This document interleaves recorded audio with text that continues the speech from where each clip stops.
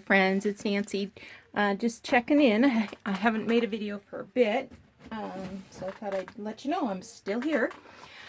So this is a message to Michelle. So Michelle recently caught up with some of my videos, including the patchwork journal that I did, I don't know, a month or so ago, using a patchwork of vintage fabrics. So the way I originally did it was I took, I didn't plan this out very well. I took a plain old folder and glue stick and just individually glued on the little squares of fabric. So I got thinking about this at some point today and decided I'm wondering if there's another product I can try. So the fabrics are stuck down and it's paper thin, and what I've used is this stuff that's called Totally Stable. This piece is 20 by 36 inches. It's very lightweight. Actually, it says lightweight. It was $4.95 Canadian, and that was at a specialty sewing store. And you can use a hot iron to tack the fabrics down. Now, where the fabrics are layered on top of each other, I mean, they're not exactly down, but I will be doing some machine stitches over it like I did on the earlier patchwork. But instead, it's only going to go through this thin, I mean, you can see the fabric right through it. It's just going to go through this thin paper instead of going through this card. And I thought, you know what, this is going to make it easier to pull over the edge of a hard cover. And I explained to the lady what I was doing, and she said, well, we also have a wash away stabilizer. So you stitch all your fabrics to it, and then get it wet, and the stabilizer dissolves. And I said, well, let me try this first. And if it doesn't work the way I want it to, then I'll be back. So these were some fabrics that I got at a thrift store. They were all cut up into little squares. There were some bigger squares, and all sort of these pink, blue, red, green colors. There's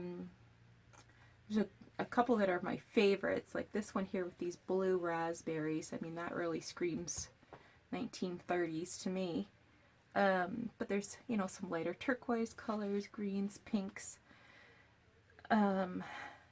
This one's probably 60s or 70s, maybe not as early. I don't know. What do I know? It just kind of gives me that feeling. So I'm going to switch out my thread on my machine tonight and do some stitches on this.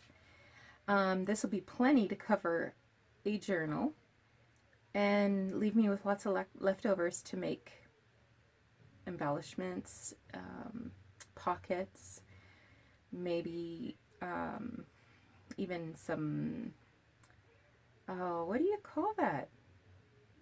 Oh, I can't remember. You know, where you sew all the things together. But not this. In the thin strips. You know what I mean. Oh my goodness. Oh dear. Okay, it'll come to me in the middle of the night. Anyway, I just wanted to show you that. And I also want to show you I'm working on another journal. And this one is it's ready to get stitched into the binding. So this is an old textbook. It's called Adams, and it has 5 signatures in it. This beautiful paper on the inside cover is original to the book, and the book was published in 1894 or 1896. I can't really remember. So the textbook was in German. But the inscription says W.P. Gamble, Applied Science, 1899, at McGill College in Montreal, which of course is now McGill University.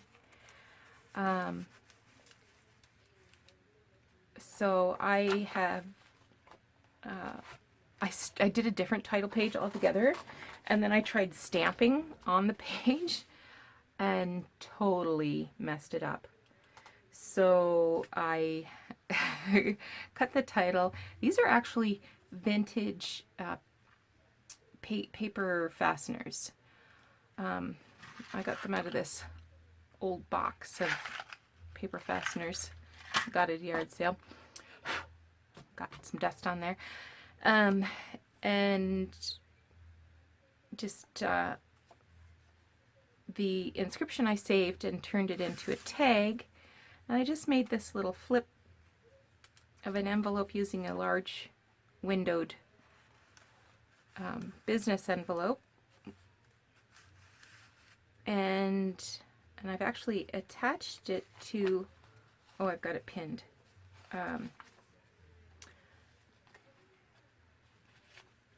To a large index card. So that's going into the signature.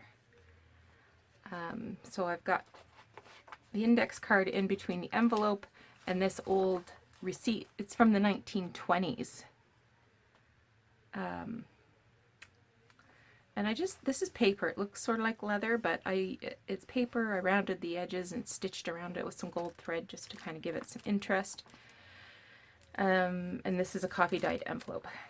So in here I have this old ledger paper that I got in, oh yeah, wait a second. I also left this as a pocket. After I made the huge mistake with my original title page, I've decided I'm just going to let this stew for a while. It's not a done title page yet, so that's why I haven't sewn it in, because it's just not done. So in my signatures, I've included this old ledger paper. This is a page from a magazine from 1925, and it was meant for secretary typists, and it had a lot of exercises and games using shorthand in it.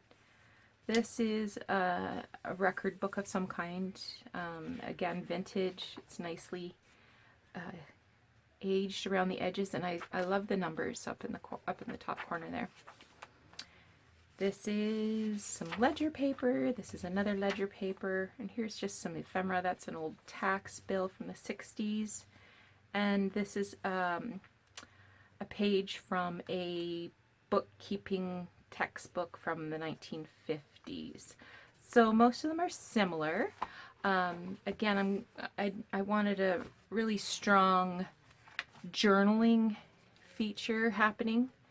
I imagined that a person might use this for making financial plans, or setting financial goals, or saving for a special trip, or I don't know, a house, planning a wedding. Yeah. So like I said, the signatures are together. It's ready to be stitched in. I even got the card and the fabric ready for the stitching. I've even poked the signatures ready to go. But I'm just waiting for some inspiration with this page. I do have a little bit of extra of this paper, because it was the end page, like the fly leaf from inside the book. The pages itself weren't in excellent condition. They had quite a lot of use to them. But it is so gorgeous. This beautiful floral decoration. So I might, after I get the hidden spine glued in, I might go over the fabric with the paper and try to, well, I won't be able to match it up, but, you know, try to hide the seam in some way. And I had 2 of these magazines, the Shorthand Reporter, that's not what it was called. It was called the Greg Writer. I got 2 of those magazines, and there's lots of really, really cool advertisements and images and photos. So, I don't know, like maybe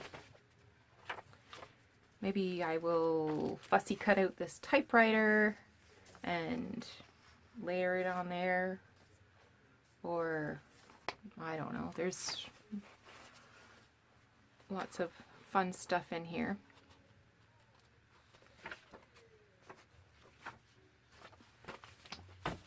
Anyway, just wanted to touch base, let you know that I'm still hard at it, and hopefully I'll get some quality crafting time and I can finish up some of these projects. But in the meantime, take care and